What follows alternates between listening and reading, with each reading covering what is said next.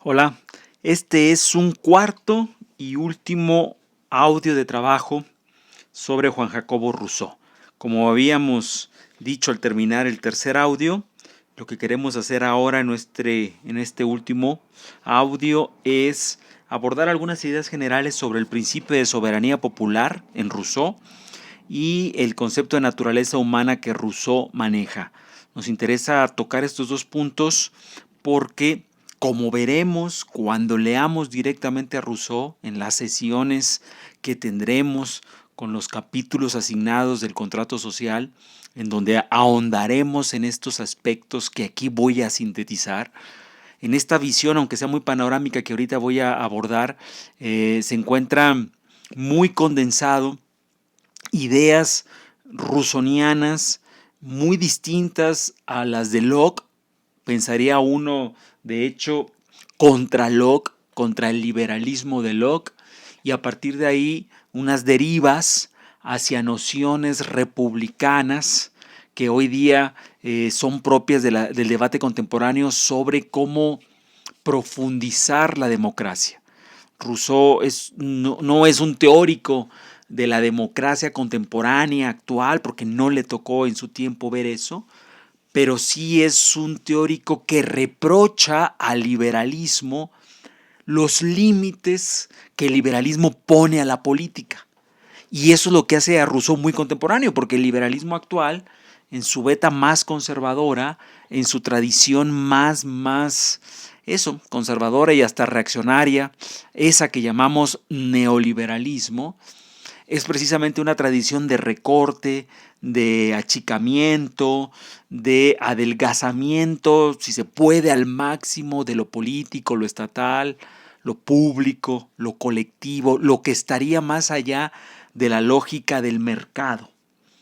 Y esa crítica que Rousseau le hizo a ese liberalismo originariamente también muy tradicional, muy clásico, es una crítica totalmente contemporánea frente al actual neoliberalismo también conservador. Entonces de ahí vean ustedes si acaso Rousseau no es nuestro contemporáneo.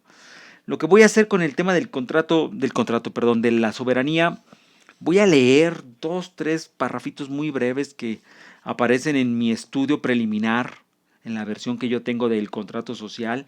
Verán, como ustedes saben, en estos libritos suelen acompañar, anteceder al contenido del libro un pequeño estudio introductorio, un pequeño estudio preliminar, y generalmente son lo suficientemente amplios, generales, buenos, inductivos, para sentar estas categorías panorámicas. Empiezo entonces por soberanía popular y después pasamos a naturaleza humana, repitiendo, lo vuelvo a hacer, que en las sesiones que tengamos, en nuestras 4 sesiones que tendremos en Meet, ahí leeremos y discutiremos esto a partir de los propios contenidos del contrato social. Dice aquí, la diferencia radical entre Rousseau y los teóricos del derecho natural estriba en que para el primero la soberanía debe residir siempre en el pueblo, sin que le sea posible a ésta delegarla en unos representantes. El pueblo debe obligatoriamente hacer las leyes por sí mismo, siendo el gobierno un simple comisionado encargado de la ejecución de los mandatos del soberano, obligado a rendir cuentas y pudiendo ser destituido por éste en cualquier momento. Mientras que la doctrina liberal se basa en la división de poderes y en el principio de delegación que nuestro sistema político democrático ha heredado del siglo XVII, Rousseau, con su rechazo del sistema representativo, se distancia de ella ostensiblemente.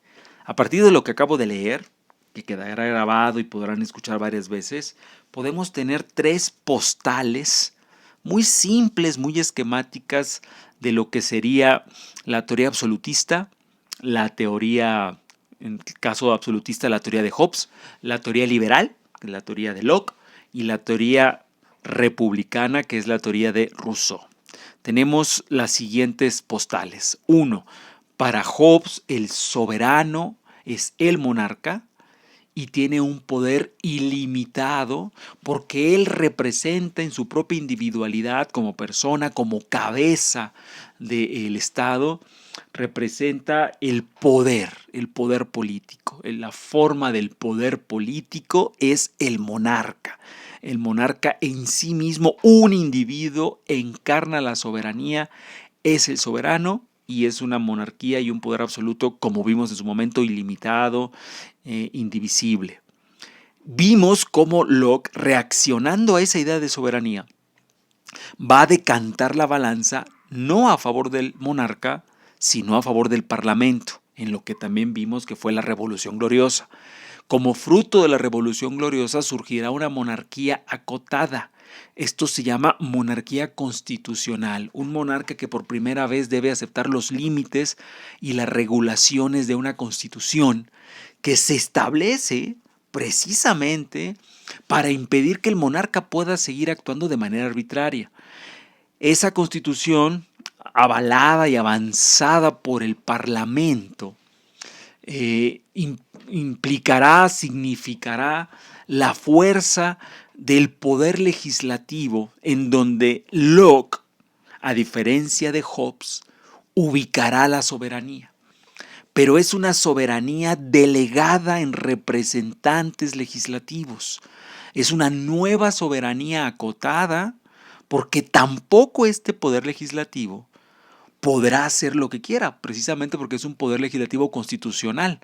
Recuerden que vimos justo hace una clase, 2 clases también, que ninguna autoridad legislativa, ningún poder político podía para Locke ir por encima de los derechos naturales. Hablamos entonces de una soberanía, de un poder político acotado. Y siempre que decimos poder político acotado, decimos poder político dividido, equilibrado, liberal. La idea del liberalismo es el poder político, si no se acota, si no se divide, si no se equilibra, será un poder tiránico y despótico. La solución liberal es hacer residir la soberanía no en un monarca absoluto, sino en un parlamento que ejercerá un poder político y una autoridad legislativa acotada, dividida, equilibrada. Rousseau va a encontrar que esa forma política favorece la apatía, favorece la indiferencia, porque los diputados son los delegados. La gente les delega las responsabilidades políticas públicas que la gente, si fuera ciudadana, debería asumir. La ciudadanía de Rousseau vuelve a inspirarse en el modelo aristotélico de una ciudadanía ilustrada, una ciudadanía comprometida, un ciudadano total, se le va a llamar a partir de Rousseau, la idea de un ciudadano que puede llegar a pensar que no necesita delegar, que no necesita políticos, no necesita diputados, porque el mismo ciudadano tan virtuoso es que no solo se encargará de su vida privada, sino que además entenderá que lo privado debe valer menos que lo político y que lo público y por lo tanto se volverá a ocupar de lo colectivo. Si se fijan, es una clara inspiración en el modelo griego, el modelo que le da preeminencia a lo público sobre lo privado, que le da preeminencia a lo colectivo sobre lo individual. La soberanía, por lo tanto, en el caso de Rousseau, dependerá de un pueblo autoorganizado, un pueblo con capacidad de autoconstituirse como el soberano. Es una soberanía que ha pasado del uno, de un individuo, un monarca, a un grupo determinado, periódico y renovable cada tanto de legisladores, ahora a una soberanía que, como acabo de leer, siempre residirá en el pueblo, será indivisible, no se puede enajenar, no se puede representar. Por eso Rousseau rechazará la democracia representativa indirecta y apostará al asambleísmo. El modelo de la asamblea supone la democracia directa, donde el pueblo, sin representantes, sino en presencia del mismo, encarnado en una totalidad, ejercerá la soberanía. El gobernante será la encarnación de esa soberanía, será el servidor de esa soberanía, pero la soberanía nunca dejará de residir en el pueblo. Esa idea neorepublicana, les decía el audio anterior, implica claramente una repolitización de lo público. Lo político volvería a ser importante, lo político volvería a ser trascendente. Rousseau, a diferencia de Locke, espera de lo político mucho más. Se recordarán que una pregunta canónica que revisamos en clases anteriores, una pregunta canónica de la teoría política, era precisamente qué es la política y qué cabe esperar de ella. Y vimos en el caso concreto de Rousseau cómo la respuesta liberal a esa pregunta, ¿qué es la política y qué cabe esperar de ella?, era una respuesta que privatizaba la política, la reducía, la ponía al servicio de la preservación de los derechos individuales y de los derechos de propiedad. A la política se le dejaba de pedir que transformara a las personas, se le dejaba de pedir que conquistara grandes ideales. Se le pedía con Hobbes que evitara que nos matáramos. Hobbes era bastante pesimista y decía, con que no nos matemos ya es mucho. Locke, además de eso, le pide a la política que los derechos privados, los derechos individuales sean garantizados, pero poco más. Son funciones sociales mínimas. Contra eso, Rousseau va a plantear que a la política hay que volverle a exigir mucho, que mucho de lo social, del orden social, depende de la política, y va a volver a pensar una política en clave aristotélica, una política que está relacionada con la elección de la buena vida, con la elección de los correctos ideales, con la elección, descubrimiento y preferencia por los mejores valores. Para Rousseau vuelve a existir esta jerarquía donde lo público siempre será más importante que lo privado, lo particular y lo individual. La política será el medio pedagógico por el que se eduque a las personas en esta jerarquía. Lo privado y lo individual siempre será menor ante lo público, porque lo público es el centro de la soberanía popular. Entonces, si se fijan, es una manera de volver a pensar la política con grandes objetivos, con grandes valores, como la palanca de establecer grandes transformaciones. Discutiremos cuando veamos las sesiones si esto es posible, si esto no es posible ya en el momento en que Rousseau lo está planteando. No estamos diciendo si Rousseau lleva o no la razón, simplemente estamos tratando de establecer sus ideas principales a favor del contraste de estas ideas con las ideas de Locke y con las ideas de Hobbes. Sigo leyendo un párrafo más. Mientras que con la doctrina liberal se basa en la división de poderes y en el principio de delegación, Rousseau rechaza el sistema representativo. Bueno, esto más bien lo acabo de repetir. La doctrina liberal establecía que la soberanía popular implicaba división de poderes y principio de delegación. Rousseau contra la teoría liberal, contra esa teoría liberal, porque Rousseau curiosamente no deja de ser liberal de algún modo, ahorita no me voy a meter en eso, establece que la soberanía popular no debe dividirse ni debe delegarse. Cuando veamos en el libro 2, de Rousseau del contrato social, los primeros capítulos, los primeros 2, 3 capítulos, encontraremos esta idea de una soberanía popular indivisible, una soberanía popular inalienable. En el concepto rousseauiano de voluntad general, definido no como una suma de voluntades particulares, sino como la voluntad del cuerpo social, que se sitúa por encima y en ocasiones al margen de la voluntad y de los intereses particulares de sus miembros, autores como, y ahí menciona algún autor, han querido ver incluso ahí algunos tintes totalitarios. Bueno, ahorita no me meto con la interpretación de si la idea de voluntad general es en Rousseau totalitaria o radicalmente democrática, que sería lo contrario. No me meto con eso, eso lo veremos en nuestras sesiones. Aquí la idea que me interesa es observar el vínculo entre soberanía popular y voluntad general. Esta idea de soberanía popular inalienable, indivisible, que siempre radica en el pueblo, que solo puede pertenecer al pueblo, reclama un concepto igual de fuerte. Y ese concepto igual de fuerte, ese concepto teórico, rusoniano en todos los sentidos, será el de voluntad general. En el libro 2 del contrato social encontrarán en el capítulo 3 y 2 también, por cierto, la definición de voluntad general. No me adelanto a eso. Aquí solo quiero subrayar cómo es un concepto clave en la teoría de Rousseau y cómo es un concepto con estas características que hablamos en la primera clase, en nuestro primer audio. Es un concepto todopoderoso, un concepto dramático, yo diría un concepto metafísico con el cual o estás de acuerdo o lo rechazas en su totalidad. Es un concepto que no permite matices, es un concepto muy fuerte, es un concepto muy ideal, muy idealizado, muy abstracto.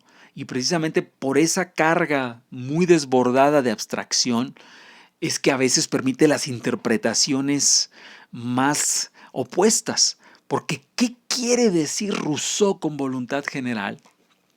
Es un tema que permite ser interpretado como un concepto profundo y radicalmente democrático, más democrático que la democracia que hayamos podido conocer, o por el contrario, un concepto que es del gusto y preferencia de todos los dictadores y todos los gobernantes autoritarios por esos párrafos en donde Rousseau, intentando precisar lo que quiere decir voluntad general, y esto es lo más divertido de esos párrafos, nunca termina de ser un concepto que pueda ser definido de manera concreta. ¿Por qué? Acabo de leer una de las razones. La voluntad general no es igual a la voluntad de las mayorías de los particulares. Ahí hay una distinción matemática, aritmética, parece muy simple, pero que nos mete en muchos problemas. Puede haber una voluntad mayoritaria, un 50+1 de individuos, que sin embargo, siendo la mayoría, no son la voluntad general y que incluso siendo la mayoría, pueden ir contra la voluntad general. Ahí está la idea de concepto metafísico. Metafísico quiere decir, estamos hablando de algo más allá de la realidad empírica, estamos hablando de algo más allá de los números, porque si hay 10 personas y 6 quieren esto, esas 6 personas que son una mayoría podrían significar, sin embargo, lo contrario a la voluntad general. No solo es metafísico, es hasta enigmático lo que plantea Rousseau, porque va a definir la voluntad general como esa voluntad vinculada de manera intrínseca con el bien común, con el bien colectivo, con el bien que estaría por encima de los bienes particulares. Suena bien, pero no deja de tener muchos problemas.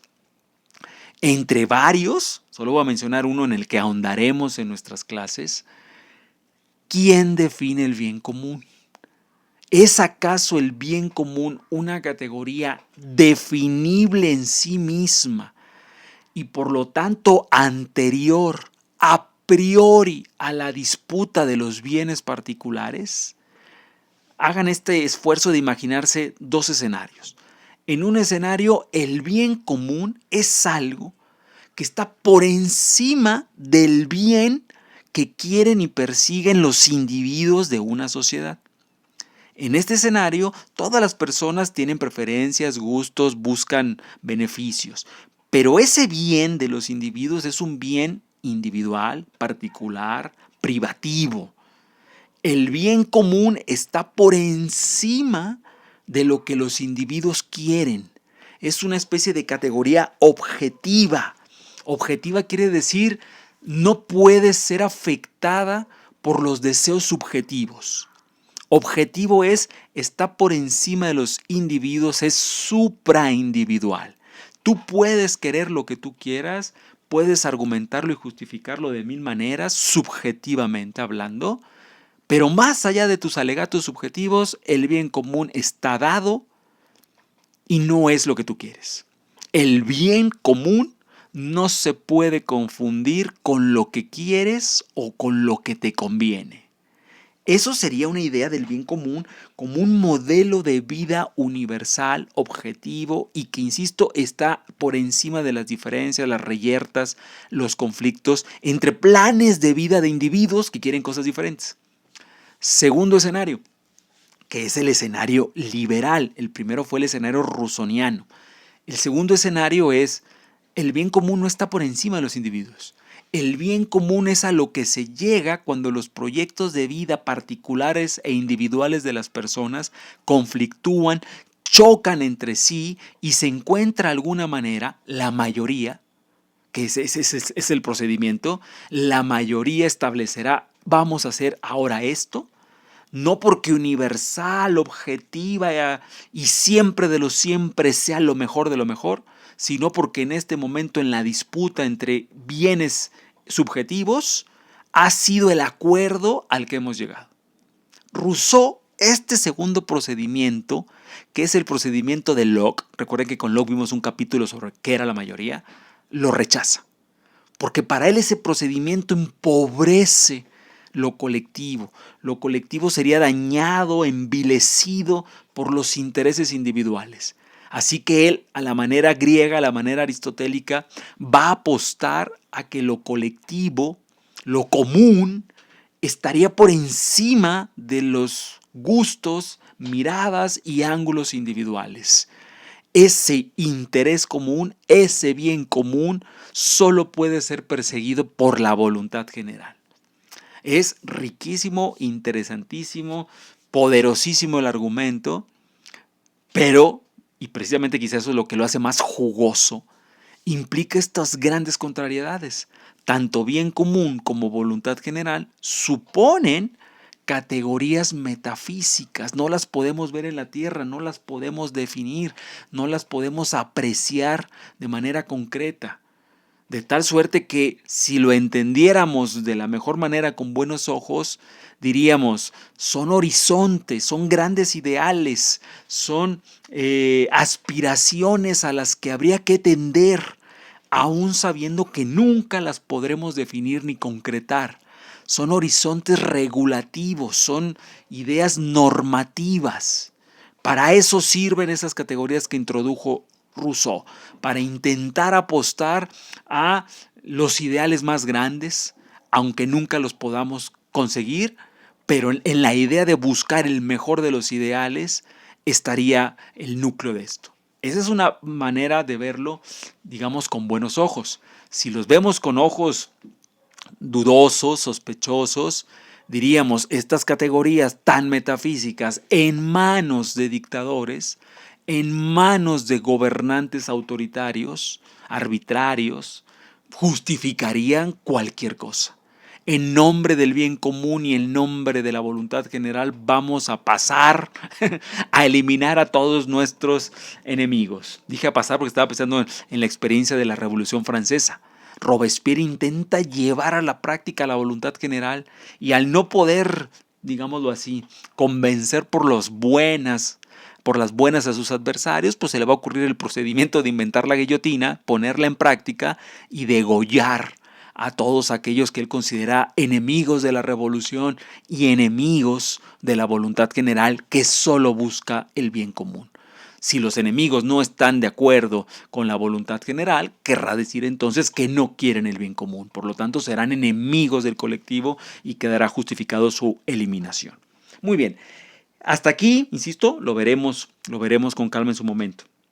Otro concepto, y con esto cierro inmediatamente, es que para Rousseau esta posibilidad de volver a reposicionar lo colectivo, esta posibilidad de entrega, de enajenación de lo privado, entrega, resignación, oferta de lo privado, de lo individual, de lo particular, en beneficio de lo general, de lo colectivo, esta preeminencia de lo colectivo, para Rousseau sería, es su propuesta, el mejor reflejo de la naturaleza humana.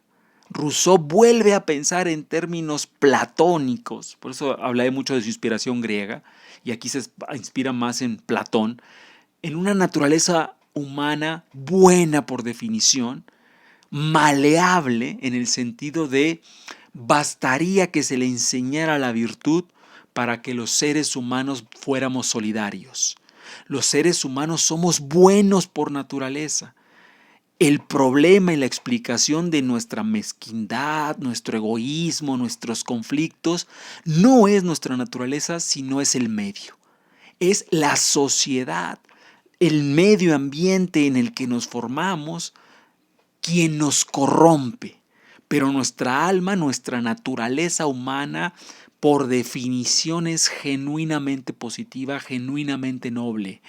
Insisto, el problema no está dentro, el problema está en el medio, dirá Rousseau. Habrá que cambiar el medio, la sociedad, para observar cómo la naturaleza humana es buena. Rousseau es un creyente de que si nos pudiéramos encontrar, es un ejercicio de imaginación, alguna persona que por azares nunca hubiera vivido en una sociedad, esa persona que nació y creció por fuera de la sociedad, en la jungla, en la selva, un Tarzán, un hombre mono, sería el mejor de los especímenes humanos, porque habría sido una persona humana no contaminada por las rutinas, las prácticas, los vicios de la sociedad. Rousseau nos estaría diciendo, y aquí estoy forzando mucho el ejemplo, las personas son buenas, hasta los chilangos somos buenos. Nuestro problema no es nuestra alma humana, el problema es que vivir en Chilangolandia te fuerza a corromperte. No puedes salir de tu casa en Chilangolandia y practicar la ingenuidad, el altruismo, la bondad, la generosidad, porque la ciudad te come. El medio deforma la naturaleza. Por eso Rousseau decía, empezando el contrato social, hemos nacido libres, pero sin embargo la sociedad nos ha encadenado. Este principio es un principio también muy moderno, muy propio de la modernidad occidental. La idea de que hay un otro, un salvaje, un bello salvaje dentro de nosotros que deberíamos recuperar. Nacemos como bellos salvajes, pero hemos sido esclavizados, encadenados por una sociedad que no hace más que domesticarnos y quitarnos nuestra natural generosidad. La educación, la escuela, la familia, el trabajo, para Rousseau serían formas de inducirnos a estas formas civilizatorias, donde para Rousseau lo civilizatorio sería la esclavitud sobrepuesta a la naturaleza bella, libertaria y salvaje de un otro que tenemos ahí escondido. Este es un tema clásico y déjenme decirles que entre los materiales de trabajo que vamos a tener, con esto estoy cerrando, uno, por supuesto, los capítulos del contrato social. Se los digo ahora, se los repetiré después, los subiré al aula virtual. Vamos a ver por el tiempo que tenemos solo 2 libros, los 2 primeros libros, el libro primero y el libro segundo del contrato social. Y del primer libro veremos los primeros 8 capítulos. Del libro primero veremos los primeros 8 capítulos y del libro segundo veremos los primeros 7 capítulos. Esto lo repetiré en clase, estará en su aula virtual. Veremos también, aparecerá en su aula virtual algunas lecturas interpretativas de Rousseau. En este momento estoy pensando y recordando, alojaré en esa aula virtual un capítulo de un libro de Fernando Escalante, donde se hablará en concreto sobre una interpretación del autor Fernando Escalante sobre Rousseau. Subiré también un libro donde encontrarán una interpretación del doctor Arturo Santillana. Es un libro, ahorita no creo recordar con exactitud el título, me parece que, no quiero confundirlo, pero casi estoy seguro que es el libro Los vértigos de la política, coordinado por el doctor Sergio Ortiz Leroux, el doctor Ángel Cermeño Quesada y la doctora Julieta Marcone. Ahí encontrarán un artículo del doctor Arturo Santillana interpretando a Rousseau. Y le subiré también un artículo mío publicado en una revista, también interpretativo sobre Rousseau. A eso le voy a añadir una entrevista, un video, una muy breve entrevista con el doctor Roger Bartra, que es el especialista más conocido en México sobre el tema del salvaje, el mito del salvaje, que no solo es rousseauiano, es un mito que viene muchísimo más atrás de Rousseau, pero que Rousseau, como parte de esta tradición de la modernidad, usará al salvaje, al mito del salvaje, como uno de sus elementos de crítica a la sociedad que él quiere transformar. Esos elementos, esos materiales estarán en el aula virtual y Esas lecturas y nuestras 4 clases donde directamente leeremos a Rousseau conformarán esta unidad. Hasta aquí con ella.